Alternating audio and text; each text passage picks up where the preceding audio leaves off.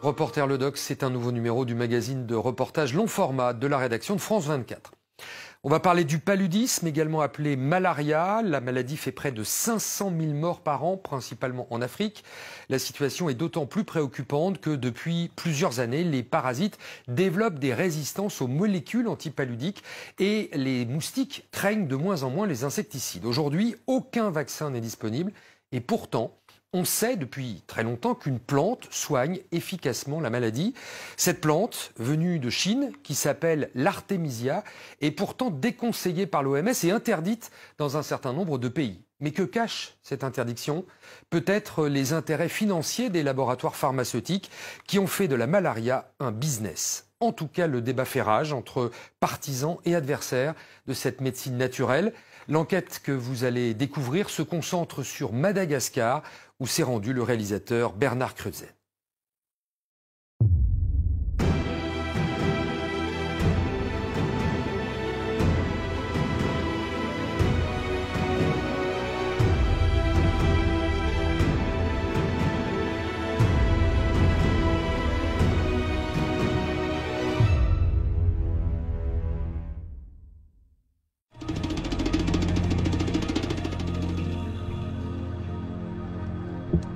Ceci est un champ d'Artémisia à Noix.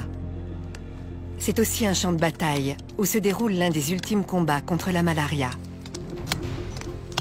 La maladie fait chaque année 500 000 victimes, en majorité des enfants. Nous sommes à Madagascar. Ces paysans récoltent l'Artémisia à Noix, une armoise originaire de Chine. Certains voient dans l'Artémisia une plante dangereuse. Elle est d'ailleurs interdite en France et en Belgique. Pourtant, elle n'est pas toxique et ce n'est pas une drogue. L'artémisia n'est dangereuse que pour ceux qui font de la malaria un business.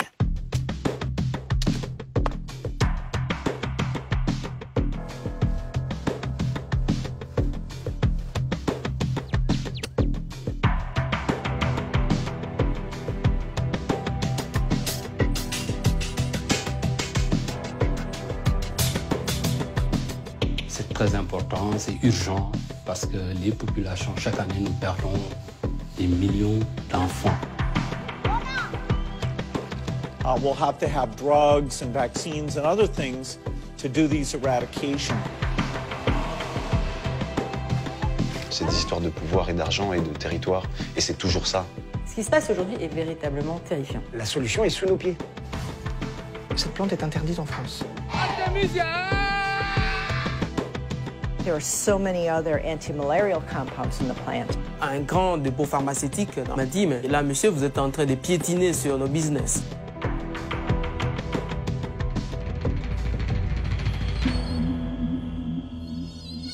Pour comprendre les enjeux de cette histoire, une piqûre de rappel s'impose. La malaria, qu'on appelle aussi paludisme, est une maladie causée par un parasite transmis par un moustique, l'anophèle. Il y a plusieurs formes de malaria. Celle qui nous intéresse est la plus sévère, causée par un parasite appelé Plasmodium falciparum.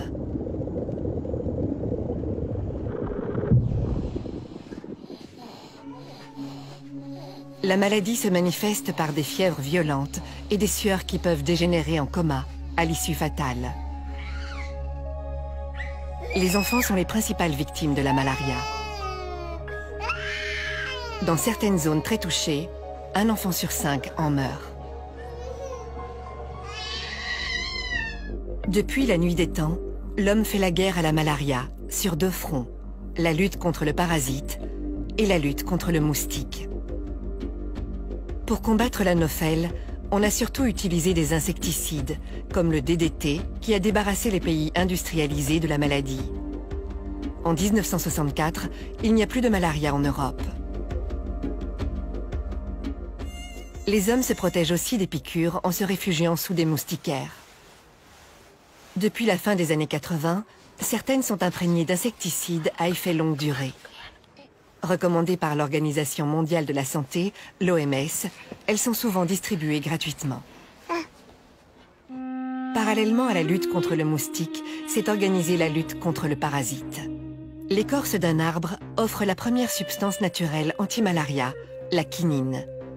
La quinine est plus tard isolée, synthétisée et commercialisée sous l'appellation de chloroquine. Autour de la malaria, le business commence.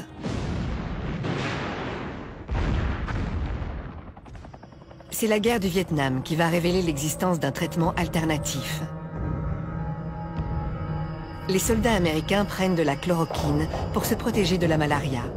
En face, les troupes communistes n'ont pas de traitement et les combattants sont décimés par la maladie.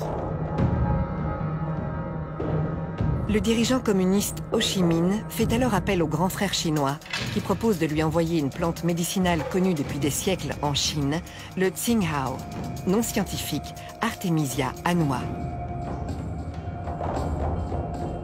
Des tonnes d'Artemisia sont acheminées vers le Vietnam et consommées en tisane par les combattants communistes. Elle fait l'effet d'une potion magique et contribuera à la victoire des Viet Cong. Certains y verront le premier succès de la médecine naturelle sur la médecine conventionnelle.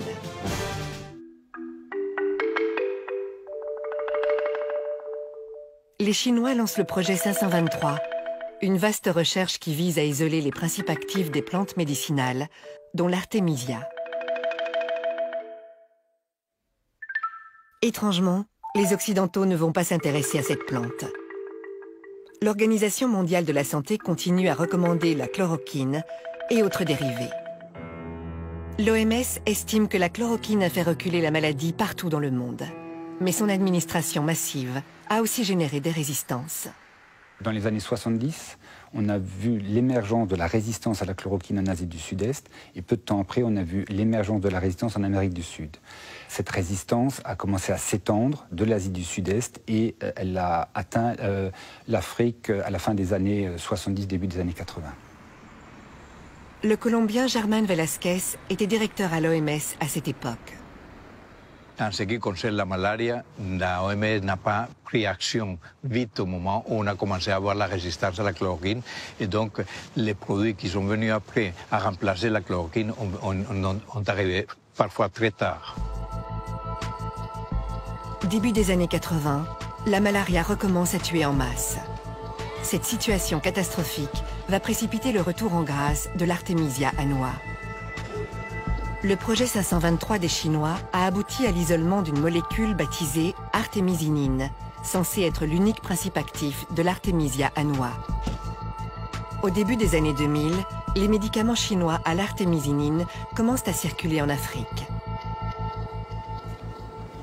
Alexandre Poussin est l'un des premiers occidentaux à avoir testé ces médicaments en 2001. Avec sa femme, Alexandre remonte l'Afrique du sud au nord, à pied. On a bel et bien repris la marche et cette fois-ci au fond du rift. Là, nous marchons entre le lac Manyara et le lac Natron. Le couple est au Kenya, quand Alexandre est pris d'une crise de malaria. Quand on a eu notre première crise, j'ai voulu tester sur moi-même ce médicament chinois. Bon, c'était un peu culotté, mais c'est vraiment vrai. Je l'ai fait et en 24 heures, j'allais mieux. En 48 heures, j'étais guéri. J'avais plus de symptômes. Je n'étais pas guéri. Ça, je l'ai su plus tard, mais ça a fonctionné. Ce qu'Alexandre ignore alors, c'est que le médicament chinois à l'artémisinine est très efficace pour détruire en quelques heures la majorité des parasites de la malaria. Mais certains échappent au traitement. Il faut de toute urgence le combiner avec une autre molécule qui va éliminer les derniers parasites. C'est le début des combinaisons thérapeutiques à base d'artémisinine, les ACT. L'OMS va imposer les ACT à tous les pays où sévit la malaria.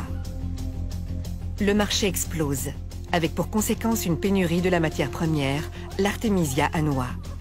Les cultivateurs, principalement asiatiques, ne parviennent pas à suivre.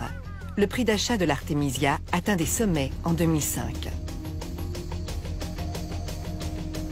C'est le moment que choisit une entreprise franco-malgache pour se lancer dans la production d'Artemisia annua à grande échelle.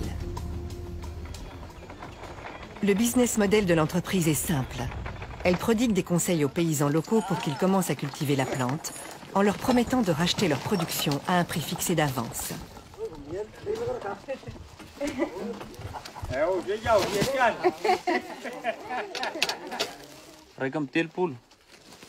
10 000 paysans malgaches se laissent séduire par la perspective d'un bon rendement, supérieur à celui du riz.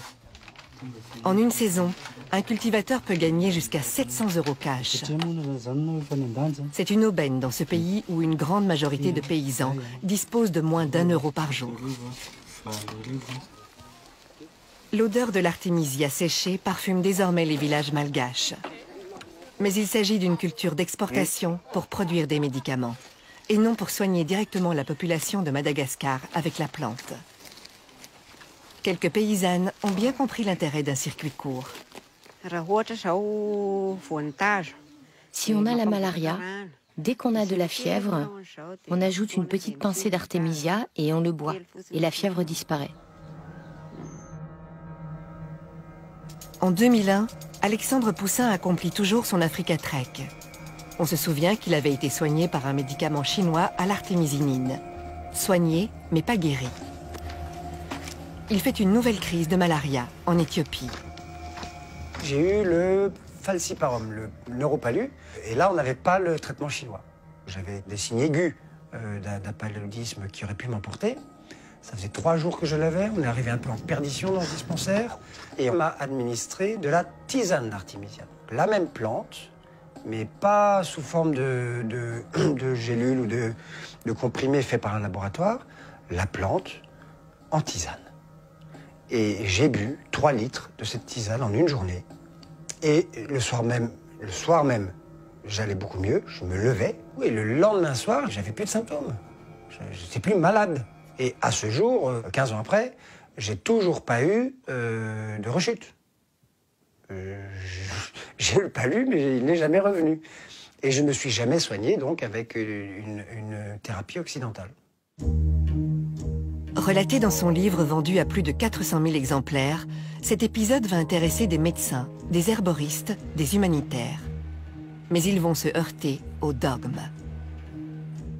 L'artémisia annua est une jolie plante, une astéracée, qui est très efficace mais interdite en France. Efficace mais interdite. Interdite par le gouvernement, par le Codex Alimentarius, par l'OMS, par plein de gens qui travaillent en poule avec les laboratoires pharmaceutiques et avec l'ordre mondial aujourd'hui. Nous avons ensuite tenté notre chance dans une herboristerie spécialisée. Sur les étagères, à côté de l'artichaut, pas d'artémisia. Il arrive très souvent que des gens viennent nous demander cette plante, effectivement, quand ces personnes vont voyager, que ce soit en Afrique ou en Asie. Et vous leur répondez? Et je leur réponds que malheureusement, la réglementation française ne nous autorise pas à disposer de cette plante. En Belgique, un arrêté royal de 1997 répertorie les plantes dangereuses qu'il est interdit de vendre ou consommer. Parmi elles, l'artémisia annua, pourtant nullement nocive. Curieusement, elle est autorisée au Luxembourg voisin, où vit le professeur Pierre Ludgen. Il a travaillé longtemps pour des multinationales de la chimie. À l'âge de la retraite, il a rejoint une ONG active dans la lutte contre le paludisme. C'est à ce moment-là qu'il a fait connaissance avec l'artémisia et qu'il en a senti tout le potentiel. On a fait des programmes de plantation au Pérou, au Cameroun.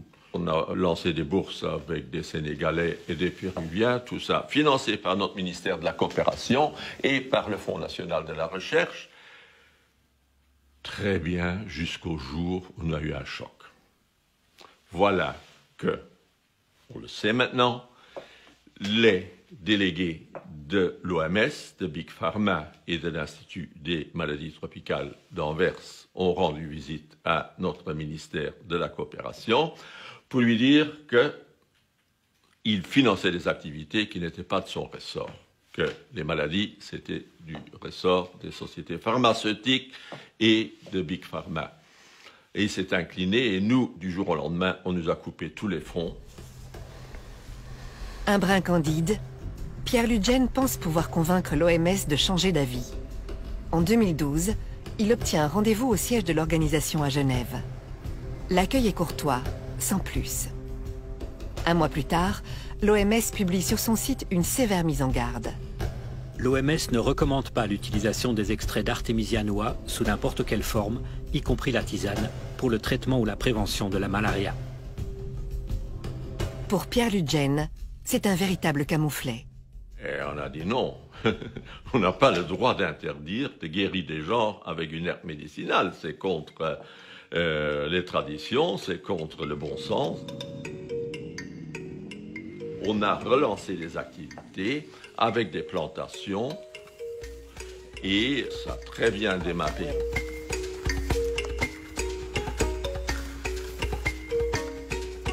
Malgré les réticences de l'OMS, des centaines de chercheurs travaillent aujourd'hui sur l'artémisia en Afrique, mais aussi en Colombie ou au Cambodge.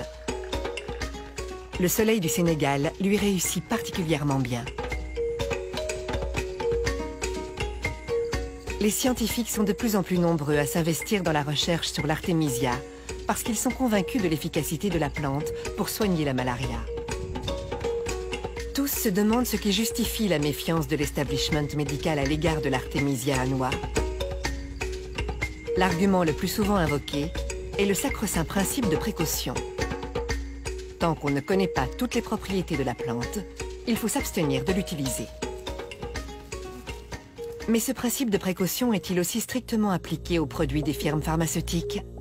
Le Lariam est un médicament antipaludique qui continue d'être prescrit, alors que ses effets secondaires peuvent être dévastateurs, particulièrement chez les personnes sensibles. Autre question dans l'actu du moment, comment va Stromae? Le chanteur est KO physiquement, il vient d'annuler toute une série de concerts jusqu'au 2 août exactement, un silence assourdissant. J'ai subi des effets secondaires du Lariam. Ça m'est arrivé en 2015, en juin 2015. C'était dans le cadre de ma tournée en Afrique. J'étais stressé, j'étais épuisé. Tout prédisposé à péter un plomb, ça c'était sûr, mais l'accélérateur c'était le Lariam, quoi. Pendant le concert, je ne m'en rendais pas compte parce que j'étais persuadé de la folie dans laquelle j'étais. Évidemment, on n'a pas le recul. C'est de la paranoïa, c'est plein de trucs. Et puis mon frère a eu le déclic et là il s'est rendu compte qu'il y avait un truc qui allait pas. Et je pense que s'il n'avait pas été là, je me serais sans doute suicidé quoi cette nuit-là, ça c'était sûr. Je pèse bien mes mots quand je dis ça.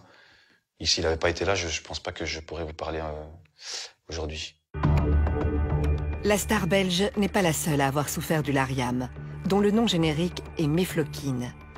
De très nombreux vétérans de la guerre d'Irak qui prenaient ce traitement ont connu des troubles psychologiques graves, allant jusqu'à commettre des meurtres gratuits.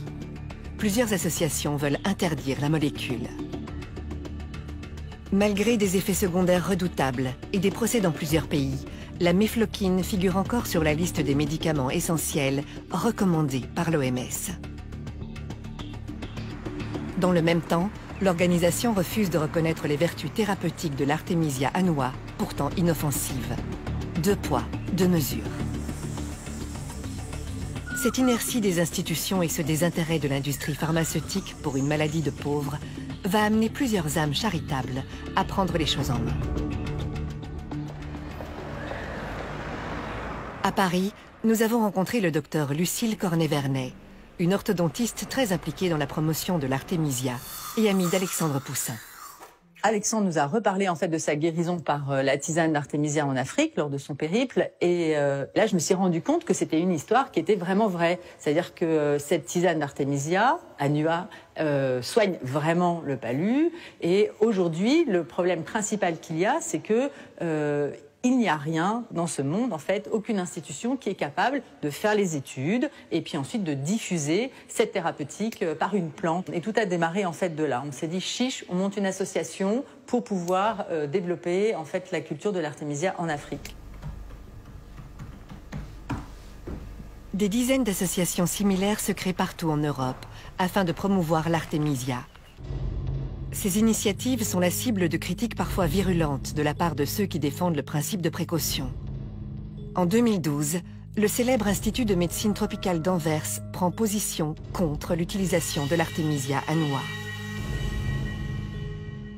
On n'est plus au Moyen-Âge. Utiliser des infusions ou des gélules dont la quantité de produits actifs n'est pas connue est, à mon avis, irresponsable. Je n'oserais jamais donner ceci à mon propre enfant, parce que je ne suis pas sûr qu'il va guérir et qu'il pourrait mourir du paludisme, pourquoi est-ce que je devrais le donner à quelqu'un qui vit en Afrique? En Afrique, justement, des chercheurs mènent des études de terrain pour prouver que l'artémisia est efficace et sans danger.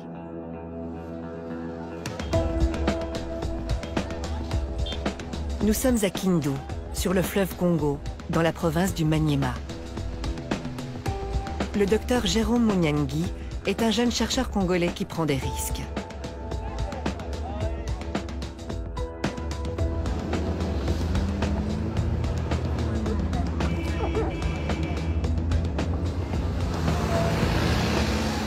Après 3 heures de piste, le docteur Munyangi est accueilli comme l'enfant prodige dans son village natal.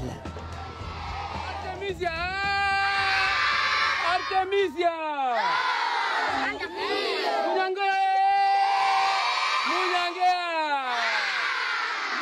Les écoliers font la fête à l'homme qui les débarrassera peut-être de la malaria.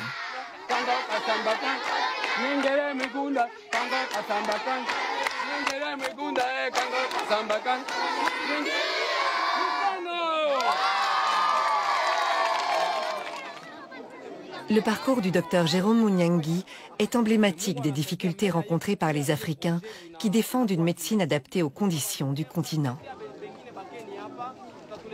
Mon premier contact avec l'artémisia, suite à une crise de paludisme que je fais à Kinshasa. C'était un paludisme résistant, parce que j'avais déjà pris des antipaludéens, ça ne marchait pas. Et un ami qui travaille déjà avec l'artémisia m'a proposé la plante comme traitement. Je lui ai dit, bon, je n'aime pas les charlatans avec les plantes, qui traitent avec des plantes. Il a insisté beaucoup. Et le 3e jour, je me sentais déjà très bien. Il n'y avait plus de maux de tête, il n'y avait plus de fièvre, ainsi de suite. Et à la fin du traitement, le 7e jour, je suis parti refaire les examens de laboratoire. Tout était vraiment très bien. Je n'avais plus de plasmodium. Et voilà, et c'était mon premier contact avec la plante artémisia. Impressionné par ce résultat, le docteur décide de consacrer la suite de ses études à la plante. Son diplôme de médecine et quelques feuilles d'artémisia sous le bras, il entame une maîtrise S-Sciences à Paris. Après 3 semaines d'analyse, nous étions vraiment très étonnés par le résultat que nous avons observé au laboratoire. Le professeur qui travaillait avec moi était très étonné. Elle a refait les examens elle-même. Je me rappelle encore l'un de mes professeurs qui me dit, voilà, et ça c'est une bombe. Et on ne peut pas que cette bombe puisse sauter dans notre laboratoire parce que juste les subventions des laboratoires proviennent de firmes pharmaceutiques. Et on a arrêté la recherche. On m'a même arraché mon cahier des laboratoires où il y avait des manipulations. Et tous les échantillons d'artémisia que j'avais amenés au laboratoire étaient confisqués. On a amené ça au bureau du directeur des laboratoires. Pratiquement exclu de l'université et privé de bourse, le docteur Munyangi refuse d'abandonner. Il prend contact avec Lucille Cornet-Vernet, qui va l'aider à poursuivre ses recherches. Nous avons décidé ensemble en fait, de monter une grande étude aux normes de l'OMS. Donc c'est un peu compliqué, c'est randomisé en double aveugle, etc. sur un échantillon significatif de personnes. Donc là on a fait sur 1000 patients. Et donc j'ai à ce moment-là commencé à chercher les fonds. Donc ces études ont été financées en fait par des amis, par des fondations, par des entreprises, simplement parce qu'ils croient vraiment qu'une plante peut être la solution pour ce fléau apocalyptique qu'est le palu en Afrique.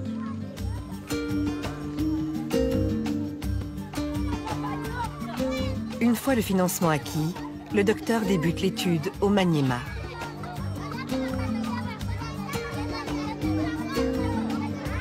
« 1000 patients porteurs du falciparum sont identifiés. 500 prendront de la tisane d'artémisia et un médicament placebo. 500 autres, un médicament ACT et une tisane placebo.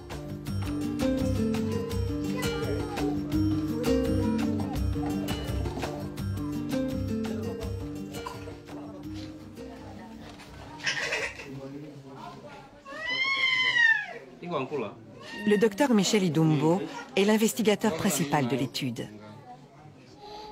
On diagnostique le paludisme, on prélève l'échantillon, donc le sang, avant le traitement, puisque ce sang-là devrait être examiné à un laboratoire du niveau supérieur, là où on peut, donc on peut faire la numération des charges parasitaires. Et à ce moment-là, on mettait de façon aveugle un groupe de malades sous la tisane et un autre groupe de malades sous les ACT. Et nous avons fait 4 mois en train de récolter les données chaque jour. Donc avec les ACT et la tisane, les deux avaient un bon résultat clinique. Mais quand vous faites la parasitologie, vous allez trouver que les malades qui étaient sous tisane, il y avait disparition de la charge parasitaire. Mais tandis que les malades qui étaient soumis sous traitement ACT, il y avait encore des parasites dans l'air sang, même si leur état clinique était déjà amélioré. Oui. Les résultats sont en effet spectaculaires. Alors que les médicaments ACT sont jugés efficaces à 80%, la tisane affiche un score de 97%. Et sans effet secondaire, contrairement aux médicaments. Le résultat était surprenant, positivement, et c'est là que les ennuis commencent avec la médecine conventionnelle. Quel genre d'ennui? Le premier ennui, c'est l'interdiction. À la fin de l'étude, nous devions organiser une conférence. Lorsque nous avons remis le résultat au médecin-chef de zone, tout de suite, il s'est interposé. Il a dit « J'interdis, cette conférence n'aura pas lieu et je préfère que Jérôme puisse se taire et pas communiquer ses résultats à la population. » Ils ont vu que la tisane avait un meilleur résultat que les ACT et on nous a fait montrer que les différentes firmes pharmaceutiques risquent de couper leur appui. Et on a trouvé qu'il y avait orgueil, on m'a démis de mes fonctions. À votre avis, d'où viennent ces ennuis? À mon avis, les ennuis viennent de firmes pharmaceutiques. Qu'est-ce qui vous permet de dire ça? Après les publications des résultats, on a dit aux patients que voilà, la tisane était efficace et eux-mêmes l'ont observé. Et là, les patients n'achètent plus les ACT en fait. Nous devenons de plus en plus gênants. J'étais interpellé par un grand dépôt pharmaceutique à Kindu qui m'a dit mais nous avons les ACT, on n'arrive plus à les vendre vraiment à cause de votre étude. Et là, monsieur, vous êtes en train de piétiner sur nos business. Lorsque les médecins congolais parlent des firmes pharmaceutiques, ils ne font pas référence aux multinationales cotées en bourse. Les pressions s'exercent au niveau provincial. Ce n'est pas Big Pharma qui est à la manœuvre, mais les dépôts pharmaceutiques locaux.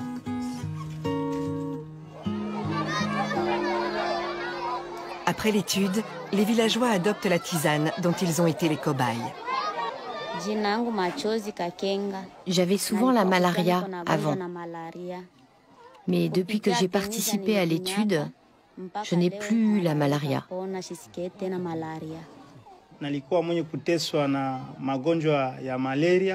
Moi, j'ai toujours eu la malaria. Mais en prenant la tisane d'Artemisia, je me suis senti beaucoup mieux.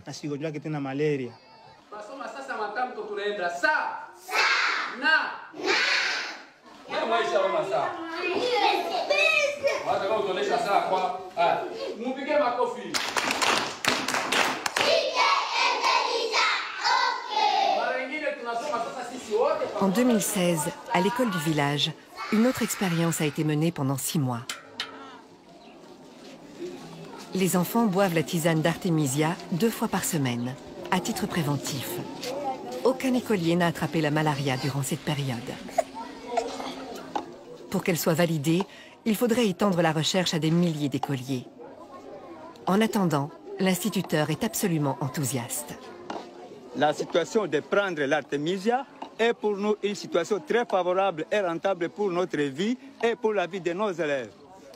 Nous avons remarqué que la prise de l'Artemisia a diminué l'absentéisme, même les absences étaient terminées. Le docteur Munyangi a profité de l'étude pour en mener une autre. Les patients sous tisane étaient en fait répartis en 2 sous-groupes. 250 prenaient de l'Artemisia annua et les autres de l'Artemisia afra, l'espèce africaine. Celle-ci ne contient pas d'artémisinine, qui est censée être le principe actif anti-malaria. Les résultats s'avèrent parfaitement identiques dans les 2 sous-groupes. Ce qui prouve que l'artémisinine, dont les labos ont fait un médicament, n'est pas l'unique substance à effet thérapeutique. Un sacré pavé dans la mare. L'étude du Dr Munyangi est achevée depuis 2015. Pour avoir un impact sur la communauté scientifique, il faut qu'elle soit publiée dans un journal médical de référence. Or, les responsables éditoriaux sont méfiants à l'égard des remèdes à base de plantes.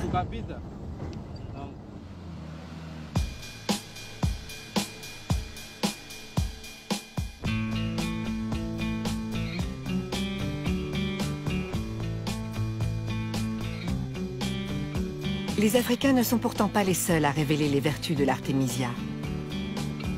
Au Worcester Polyclinic Institute, à 1 heure de Boston, nous avons rencontré le professeur Pamela Weathers, qui s'intéresse à l'artémisia annua depuis 25 ans. Au départ, elle n'étudiait que l'artémisinine. Nous avons toujours été intéressés par l'artémisinine et nous étudions encore sa biosynthèse. Mais aujourd'hui, nous savons que l'ensemble de la plante favorise la pénétration de l'artémisinine dans le corps. Et nous avons vu aussi qu'elle contient beaucoup d'autres composants anti-malaria. Et donc, nous adoptons maintenant une approche beaucoup plus holistique. Cette plante est passionnante parce qu'elle contient plus d'un médicament, plus que 2 ou même 3. En fait, elle en contient probablement une dizaine. Nous avons réussi à prouver sur des rongeurs que la plante pouvait combattre la malaria qui résistait à l'artémisinine seule. Cela ouvre des perspectives énormes pour combattre des parasites résistants, mais aussi pour éviter l'émergence de résistance chez les humains.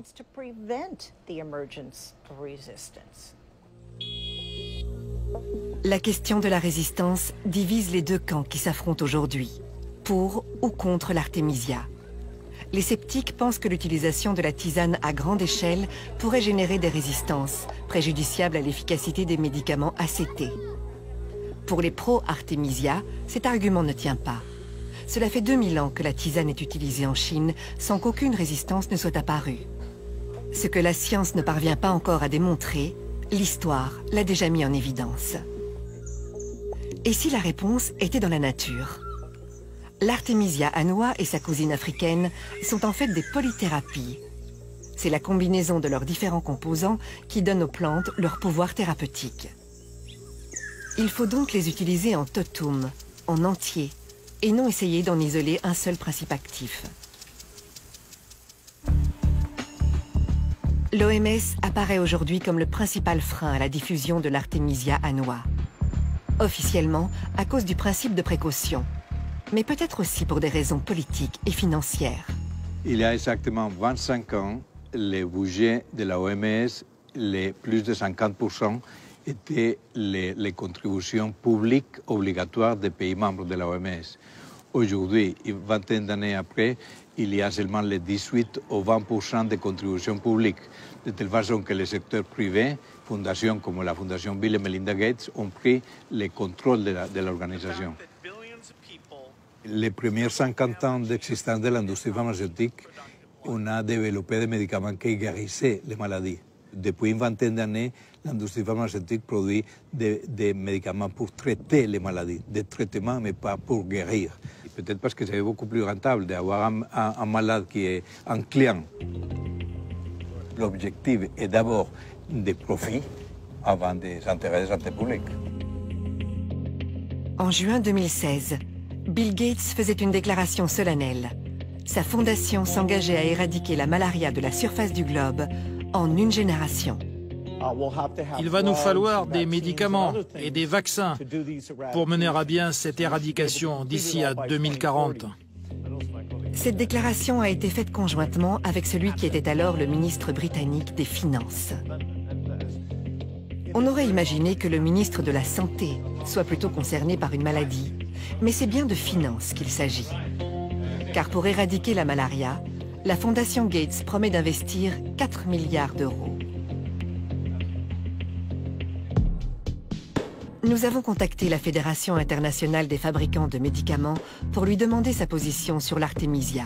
Réponse : Nous ne sommes malheureusement pas en mesure d'intervenir dans votre documentaire. Nous n'avons pas trouvé d'experts disponibles pour témoigner sur ce sujet.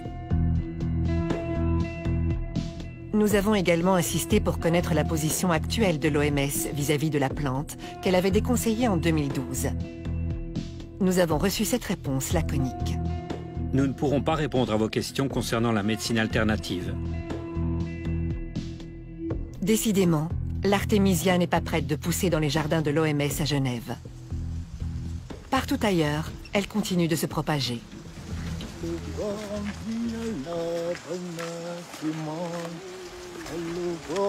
Dans une quarantaine de pays, on produit désormais des extraits de plantes à des fins thérapeutiques.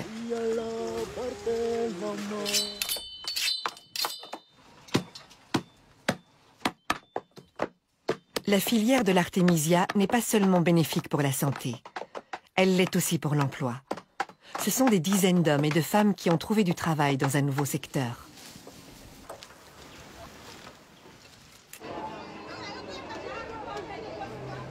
Ce qui fait le succès de l'artémisia, c'est aussi son prix. Environ 5 fois moins cher que les médicaments recommandés. On en trouve déjà sur certains marchés. Avant, on achetait des médicaments de la pharmacie. Ça coûtait très cher. Ça... Et puis quand tu avais le palais, quand tu buvais ça, ça ne te guérissait pas tellement là. Mais avec la venue de la tisane c'est moins cher et puis ça guérit vite. Je vous dirai tout de suite que moi-même, j'utilise cette plante en famille, depuis des années déjà. Ça, c'est du point de vue personnel. Je l'ai conseillé à des collègues, des scientifiques, qui l'utilisent.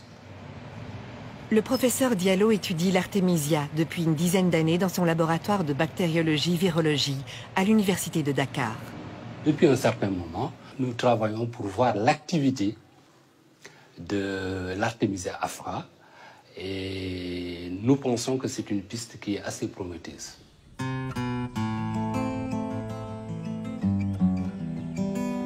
Dans les plantations du Sénégal et ailleurs, la recherche se concentre désormais sur l'artémisia afra, l'espèce africaine qui ne contient pas d'artémisinine. Elle ne peut donc pas induire de résistance aux médicaments ACT.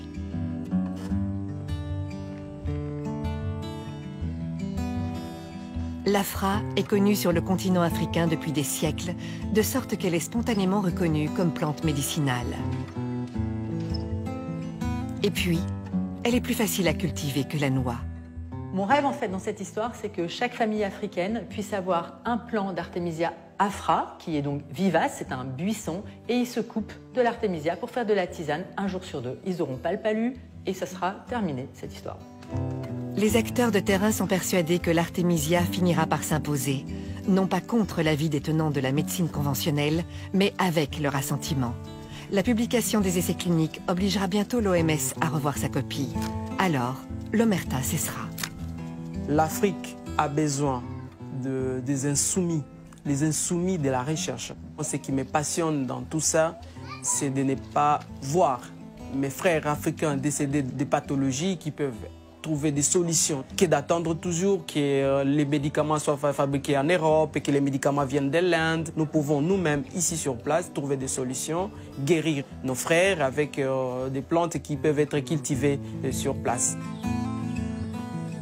Si la tisane d'artémisia s'avère être l'ultime remède contre la malaria, on se demandera sans doute pourquoi tout ce temps perdu, toutes ces victimes, tout ce business.